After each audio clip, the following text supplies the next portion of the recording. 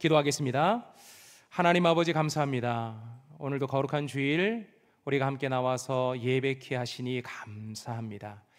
지난 한 주간 동안 너무 더웠는데 이 더위 중에도 건강을 지켜주셔서 예배당으로 불러주셨으니 성령 하나님 말씀하여 주시고 이 말씀의 은혜를 따라 살아가도록 하나님 오늘도 말씀하여 주옵소서. 성령 하나님이 우리에게 말씀해 주시기를 소망하며 예수님의 이름으로 기도드립니다. 아멘. 이 시간 하나님의 말씀을 보겠습니다. 오늘 우리에게 주신 주님의 말씀은 신약의 말씀 히브리서 9장입니다.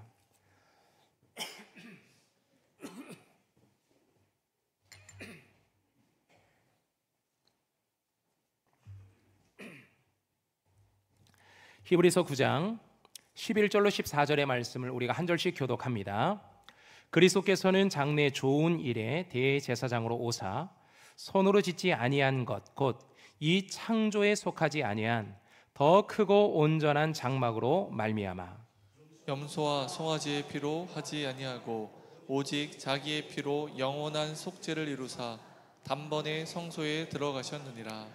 염소와 황소의 피와 및 암송아지의 죄를 부정한 자에게 뿌려 그 육체를 정결하게 하여 거룩하게 하거든. 하물며 영원하신 성령으로 말미암아 흠없는 자기를 하나님께 드린 그리스도의 피가 어찌 너희 양심을 죽은 행실에서 깨끗하게 하고 살아계신 하나님을 섬기지 하지 못하겠느냐. 아멘. 이것은 주님의 말씀입니다. 여러분, 지난주 말씀이 기억나십니까?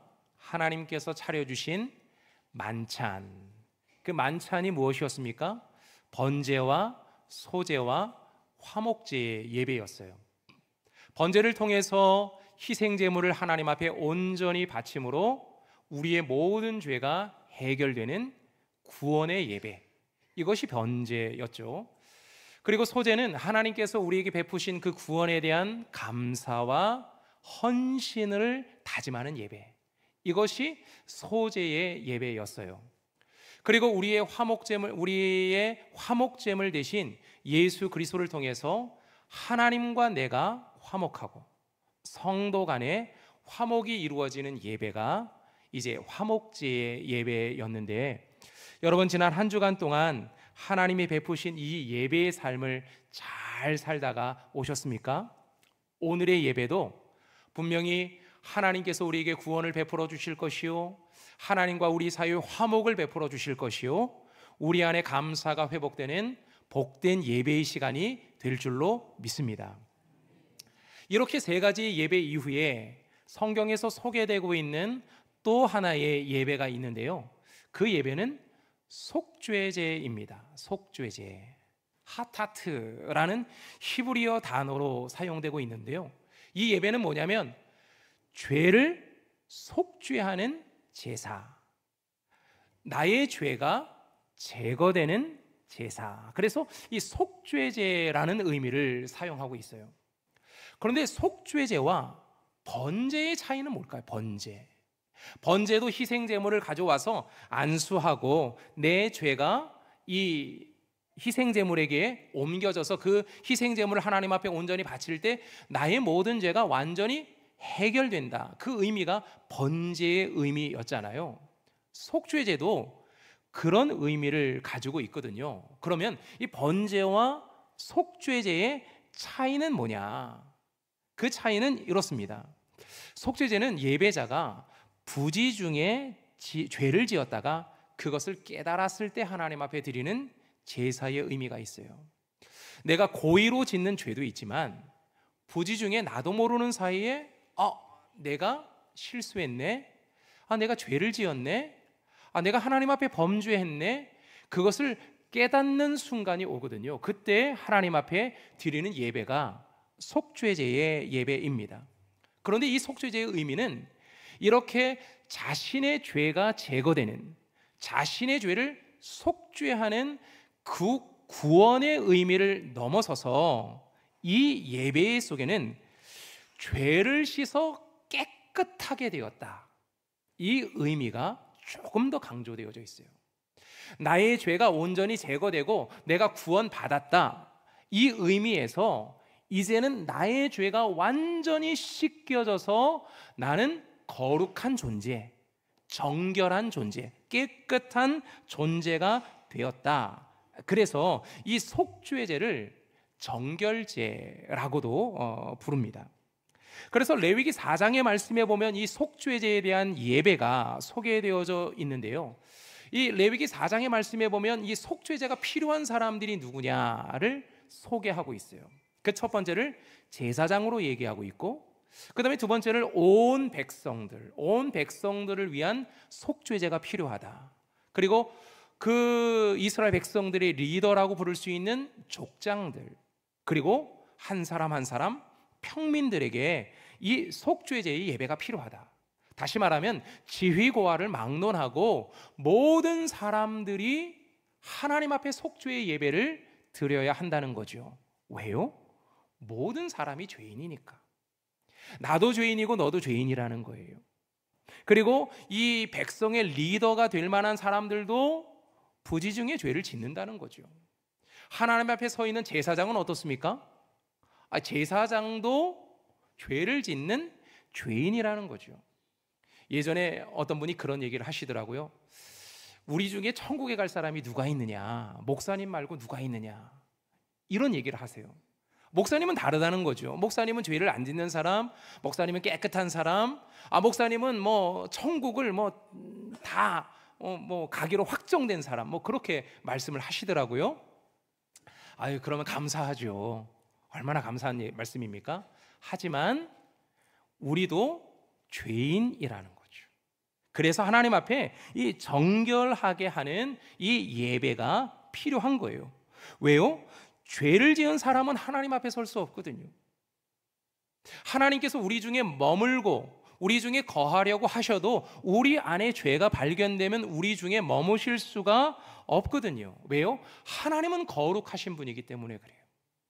하나님은 거룩하시니 우리도 거룩해야 하는 거죠. 그래서 속죄제의 예배를 하나님 앞에 드리며 하나님 앞에 깨끗한 모습으로 하나님 앞에 나아가는 거예요.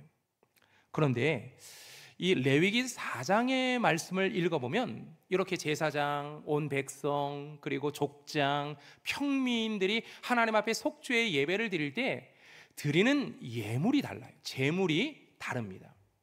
제사장과 온 백성을 위해서는 흠없는 수송아지로 하나님 앞에 예배를 드립니다. 족장은 순염소, 그리고 평민들은 그 형편에 따라서 암염소나 암양이나 비둘기나 밀가루, 보리가루 같은 곡식으로 하나님 앞에 예배를 드릴 수 있게 했어요. 제사장이 죄를 지었을 때 가장 크고 비싼 것으로 예배했다는 것이 무엇을 나타내는 걸까요? 그의 신분이 그 정도 높으니까 그 정도는 해야 돼, 이런 기준일까요? 아닙니다.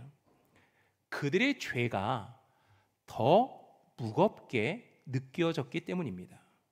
왜 그런 것이냐? 그들이 맡겨주신 하나님의 역할이 크다는 거죠.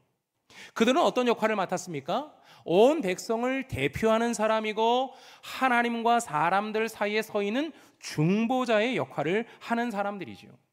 그래서 죄를 지은 백성들이 자신의 죄를 깨닫고 하나님 앞에 번제를 드리러 올 때 그 희생 제물을 가져오지 않습니까? 그럼 희생 제물을 죽여서 피를 뿌리고, 그리고 성소 안으로 들어가서 하나님 앞에 기도하고, 또 하나님의 말씀을 듣고 나와서 그 말씀을 하나님 앞에 전달해야 할 그 사명, 하나님과 백성들 사이에서의 이 중보자의 역할이 너무나도 크기 때문에 대제사장들은 하나님과의 관계가 항상 정결하고 항상 거룩해야 하는 거예요. 왜냐하면 왜 대제사장이 바로 서지 못하면 이스라엘 백성들이 하나님의 말씀을 제대로 깨닫지 못하거든요. 그래서 결국에는 이스라엘 백성들이 하나님 앞에 심판받을 정도의 죄악으로 빠져갈 수 있기 때문입니다. 그래서 대제사장들의 죄가 결국엔 그 책임을 온 백성이 져야 하는 그런 상황까지 가게 되는 거죠. 그래서 나의 죄의 문제를 해결하지 않으면 백성 전체가 죄를 짓고 부정에 빠질 수 있기 때문에 제사장들의 죄의 문제는 굉장히 크게 다루었던 거예요. 성경을 보면 엘리의 두 아들을 여러분 기억하실 겁니다. 엘리 제사장의 두 아들이 있었어요. 그들은 아버지의 뒤를 이어서 제사장이 된 사람들입니다. 그런데 그들은 욕심이 가득 찬 사람이었어요. 하나님 앞에 예배를 드리러, 예물을 드리러 나오면 그 고기와 기름을 강제로 빼앗아 갔던 사람입니다. 가장 좋은 부분, 다시 말하면 자기들이 먹기에 좋은 거, 나가서 팔기에 좋은 거, 뭐 그런 것들을 먼저 취했던 사람들인 거죠. 그리고 성막에서 섬기는 여인들과 불륜을 저질렀던 사람들이 바로 그 사람들입니다. 그러니 하나님 앞에서 죄를 지은 것뿐만 아니라 백성 공동체의 윤리와 거룩함을 훼손하는 심각한 범죄를 지은 거죠. 결국 이스라엘 공동체의 신앙은 무너지기 시작한 거예요. 위에서부터 무너지니까 계속해서 밑에 백성들의 신앙이 무너지기 시작한 거죠. 그리고 더 나아가서 블레셋과의 전쟁 중에서 하나님의 법궤를 빼앗기는 사건이 나타나지 않습니까? 이것을 보면서 하나님은 이스라엘 백성들에게 떠나셨다, 하나님의 영광이 떠났다, 그 말씀으로 성경은 이야기해 주고 있어요. 엘리와 그의 아들들이 하나님 앞에 범죄했는데 결국엔 그 영향력이 이스라엘 백성들 모두에게 그 영향력이 끼쳤던 것을 보게 됩니다. 미가 선지자가 하나님의 심판을 예언을 했어요. 지도자들과 제사장들과 선지자들이 자신들의 이익을 따라서 재판하고 교훈하고 점을 치는 모습을 보면서 미가 선지자를 통해서 하나님이 심판하신 거죠. 이러다가는 나라가 망한다.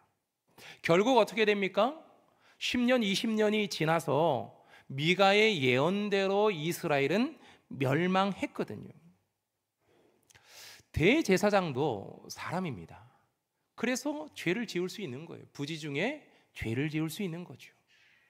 그래서 하나님은 속죄제를 통해서 그의 죄의 문제를 해결해 주셨고 이스라엘 백성들의 중보자로서의 역할을 할 수 있도록 하나님이 그 은혜를 주신 거죠. 속죄제는 하나님 앞에 거룩하게 설 수 있도록 하나님이 주신 은혜요, 기회라는 것을 우리가 알 수 있습니다. 그런데 이것이 이제 신학으로 넘어와서 신학 성경은 뭐라고 말씀합니까? 우리가 하나님의 제사장이라고 얘기하고 있어요. 저뿐만 아니라 여러분들이 하나님의 제사장이라고 성경은 고백해 주고 있는데 베드로전서 2장 9절의 말씀을 한번 보시죠. 자, 우리 함께 읽도록 하겠습니다. 베드로전서 2장 9절의 말씀입니다. 함께 읽습니다. 그러나 너희는 택하신 족속이요 왕같은 제사장들이요 거룩한 나라요 그의 소유가 된 백성이니 이는 너희를 어두운 데서 불러내어 그의 기이한 빛에 들어가게 하신 이의 아름다운 덕을 선포하게 하려 하심이라. 우리는 하나님의 택하신 족속이요 왕같은 제사장들이요 거룩한 나라요 그의 소유가 된 백성이다. 우리가 어느 위치에 서 있는 사람이냐 분명히 말씀하고 있는 거예요. 하나님은 우리를 세상 가운데로 보내셔서 세상 속에서 하나님과 세상 그 사이에 서 있는 제사장이라고 말씀하고 있어요. 우리를 통해서 세상이 하나님을 알게 되고 하나님의 복음을 듣게 되고 하나님의 구원을 만나게 되고 경험하게 된다고 말씀하고 있는 거죠. 그러니 왕같은 제사장인 우리들은 거룩해야 합니다. 그래야 우리가 하나님 앞에 설 수 있는 거죠. 하나님의 말씀을 듣고 세상 가운데 하나님의 이야기, 하나님의 말씀을 전할 수 있는 사람이 되는 것이고 하나님이 우리 안에 머물게 되는 거죠. 자, 그렇다면 우리도 속죄제의 예배를 드려야 하는데 우리가 어떻게 예배를 드릴 수 있을까요? 구약의 제사장들처럼 흠없는 수송아지로 하나님 앞에 예배를 드려야 하나요? 아니면 형편이 좋지 않으니까 그냥 염소나 양으로 비둘기나 곡식으로 하나님 앞에 그렇게 우리가 예배를 드려야 하나요? 하나님은 어떤 방법으로 하나님 앞에 나와 속죄의 예배를 드려라 그렇게 말씀하고 계실까요? 하나님은 그 한 가지 방법을 우리들에게 알려주셨는데 바로 예수 그리스도를 통한 속죄의 예배입니다. 그것이 오늘 우리가 함께 읽었던 히브리서 9장 11절로 14절의 말씀인데요. 자, 11절로 14절의 말씀 우리 한 번 더 읽어보도록 하겠습니다. 자, 11절의 말씀 제가 읽습니다.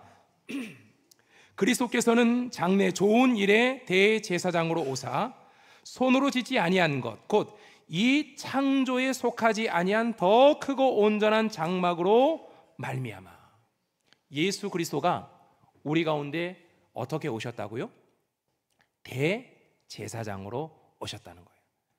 히브리서는 이것을 이야기하고 있어요. 히브리서의 아주 중심된 내용 중에 하나가 예수님을 소개하는 건데 예수님이 나의 구원과 어떤 관계가 있느냐 그것을 소개해주고 있는 책이 히브리서의 말씀이에요. 그래서 우리가 히브리서의 말씀을 읽으면 예수님이 나의 구원과 어떤 관계가 있느냐를 소개해주고 있는데 그 대표적인 것 중에 하나가 예수님이 나의 대제사장이 되셨다는 거예요.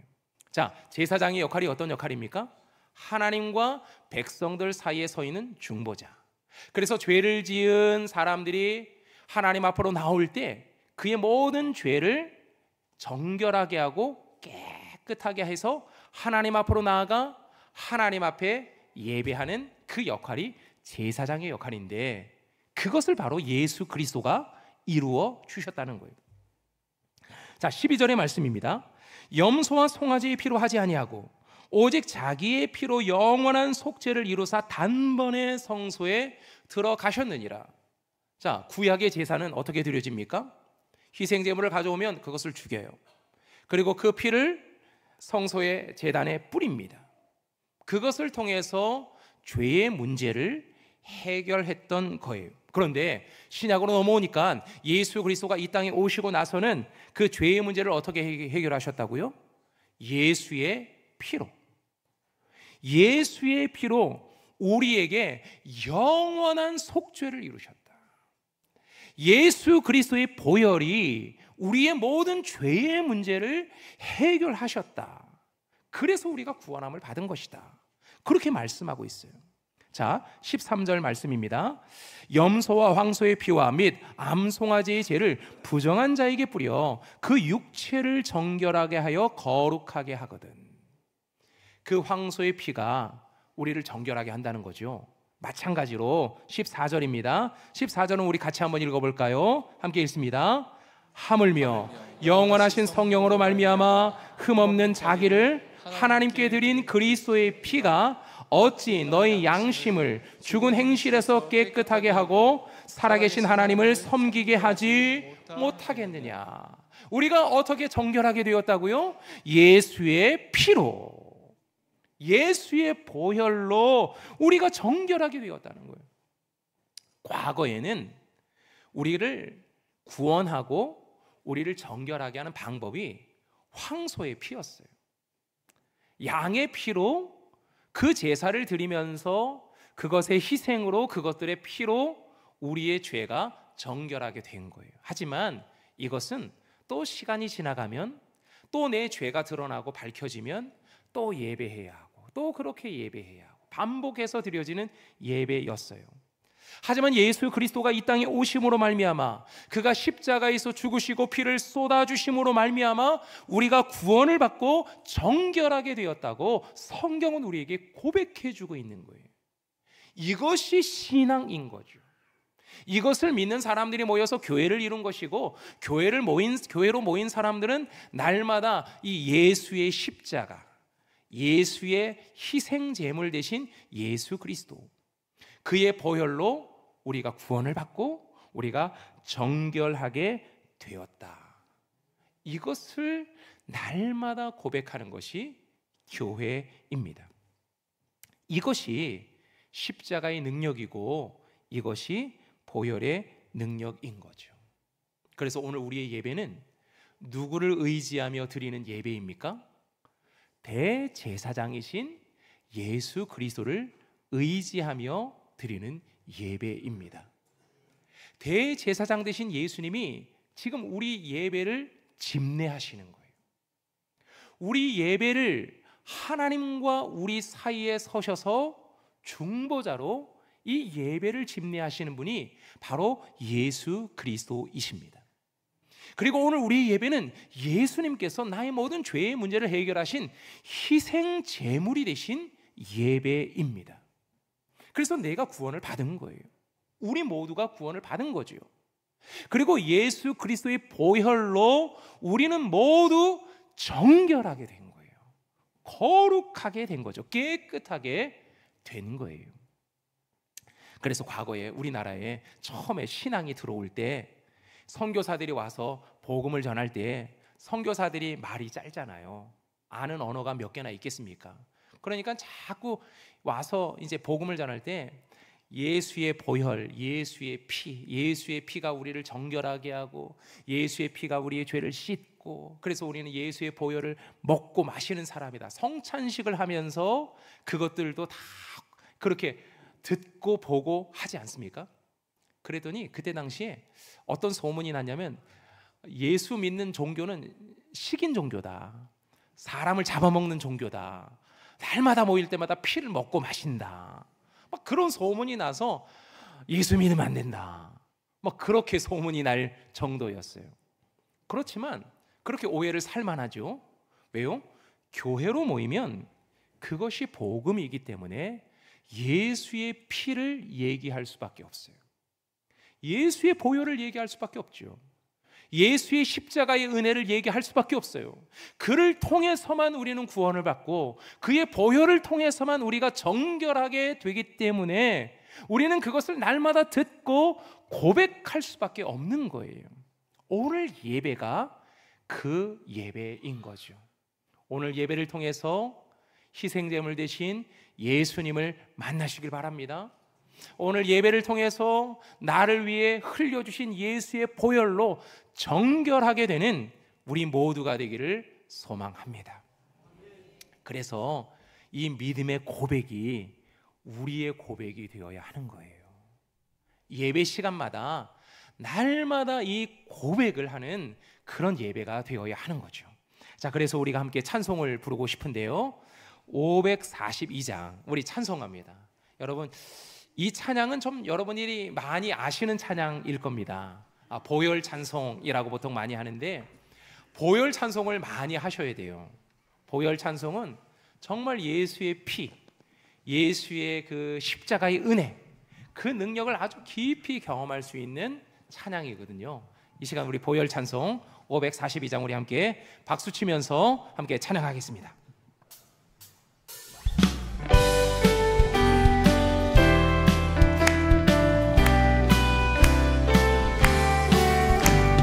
구주 예수 의지함이 심히 기쁜 일일세 영생 허락받았으니 근심할 수 없도다. 예수 믿는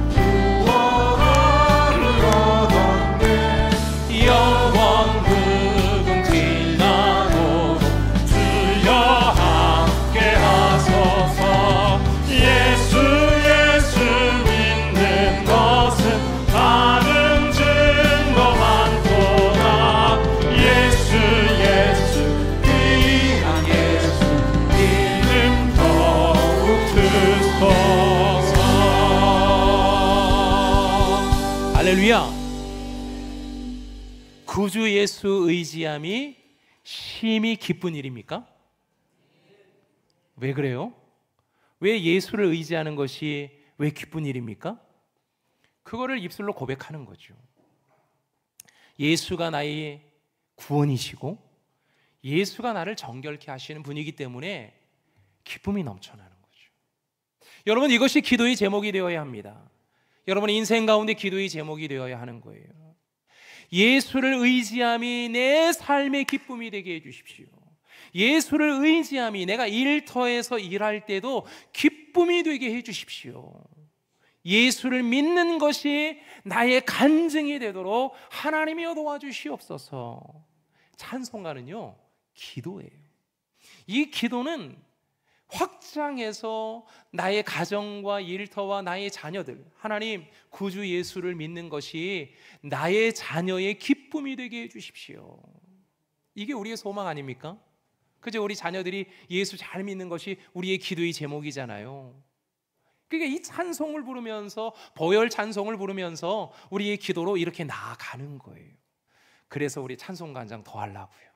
찬송가 254장, 내 주의 보혈은 정하고 정하다. 이 시간 우리 함께 찬양하겠습니다.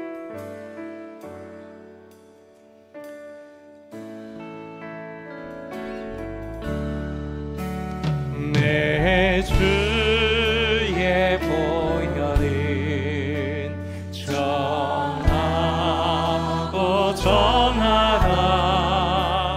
내 죄를 정케 하신 주 나로라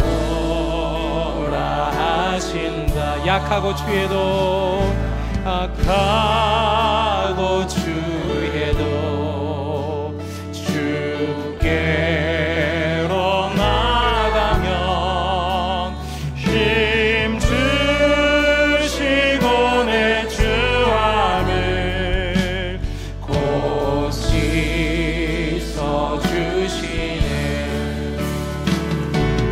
내가 주께로 지금 가오니 십자가의 보혈로 날 씻어 주셔서 나로라 하시니 온전한 믿음과 또 사랑함과 평안함 다 주여. 내가 주께로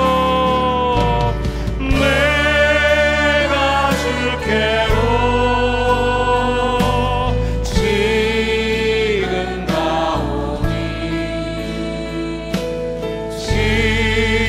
십자가의 보혈로 날 큰 죄인 복받아 살 길을 얻었네. 큰 죄인 복받아 살 길을 얻었네. 한없이 넓고 큰 은혜 베풀어 주 그 피가 맘속에 피가 맘속에 큰 증거 됩니다.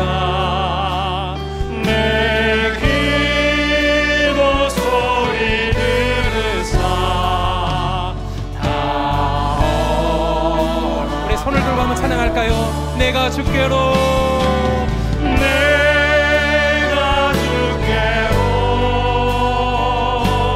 지금 가오니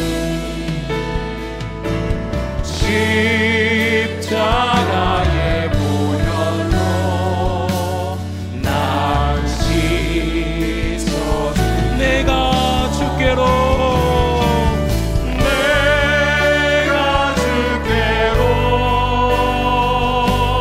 지금 가오니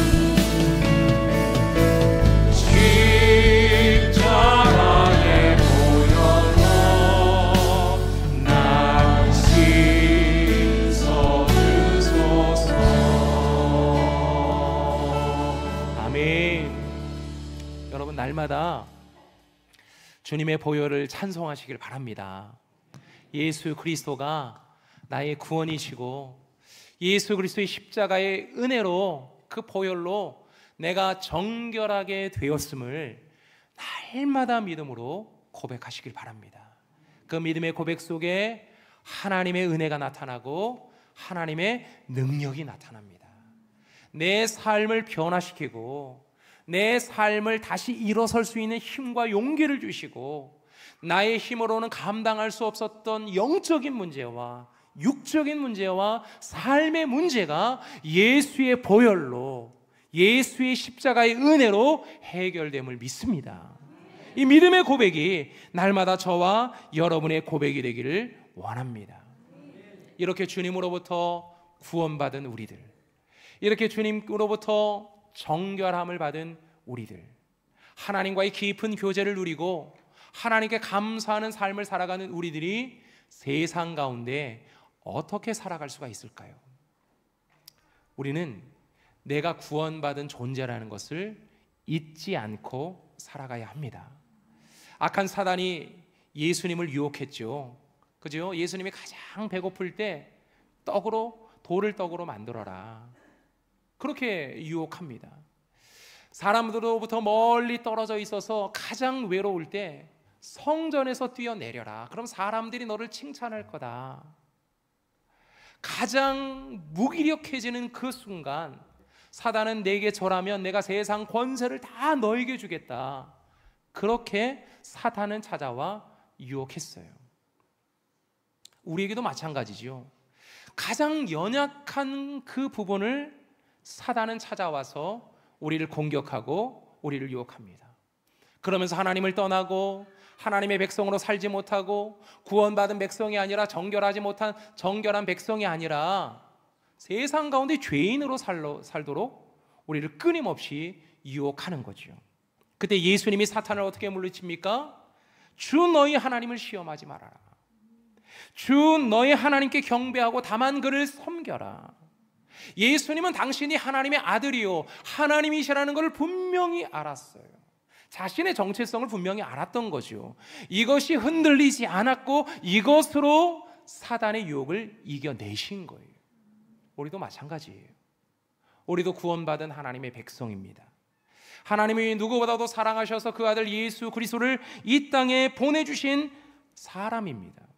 그래서 우리에게 돈의 유혹이 있고 성공의 유혹이 있고 쾌락의 유혹이 있고 명예의 유혹이 있어도 내가 구원받은 백성이라는 것을 잊지 말고 주의 은혜로 살아가시기를 축복합니다. 또한 하나님이 나를 세상과 하나님 손에 서 있는 왕같은 제사장으로 불렀다는 것을 잊지 말고 늘 성령 충만하십시오. 세상을 위해서 축복하고 중보하며 기도하는 사명으로 우리를 불러주셨으니 이 사명 끝까지 감당하는 하나님의 일꾼이 되십시오. 소돔과 고모라가 멸망한 이유가 무엇입니까? 그들의 죄악 때문입니까? 아닙니다. 의인 10명이 없어서 무너진 거예요. 의인 5명이 없어서 무너진 거예요. 결국에는 그 땅이 하나님이 보시고 하나님이 바라시는 하나님 앞에 서 있는 왕 같은 제사장, 하나님을 위해서 또 세상을 위해서 정말 맡겨주신 주의 사명을 감당해내며 하나님의 복음의 사명을 감당해내지 못한 그 의인들이 없어서 결국에는 소돔과 고모라가 멸망했던 거죠. 하나님이 우리를 왕 같은 제사장으로 불러주셔서 우리가 그 사명 감당에 살아간다면 이 세상은 아직도 소망이 있는 거예요. 왜요? 우리를 통해서 하나님의 복음을 들을 것이기 때문입니다. 요나 선지자를 통해서 니느웨 성이 곧 멸망할 성이었지만 하나님 앞에 회개하며 돌아왔을 때 하나님께서 그 진노를 거두셨던 것을 우리는 잘 압니다. 불순종하는 요나였지만 그의 연약한 입술을 통해서라도 하나님의 복음이 전달되게 하셨고 그들이 회개하며 돌아왔을 때 하나님은 그 성읍을 구원해 주셨어요. 이 사명이 우리에게 있다는 것을 잊지 마십시다. 그리고 하나님과 더 친밀한 관계를 이어가십시오. 하나님의 말씀을 듣고 하나님 앞에 기도하며 맡겨주신 그 사명을 잘 감당해내는 하나님의 사람으로 살아가시기를 바랍니다. 그것이 회복되는 시간이, 그것을 다짐하며 감사하는 시간이 오늘의 우리의 예배라는 거예요. 그래서 오늘의 예배는 번제의 예배이고 소제의 예배이고 화목제의 예배이며 속죄제의 예배입니다. 이것을 기억하며 주의 은혜로 살아가는 저와 여러분 되기를 소망합니다.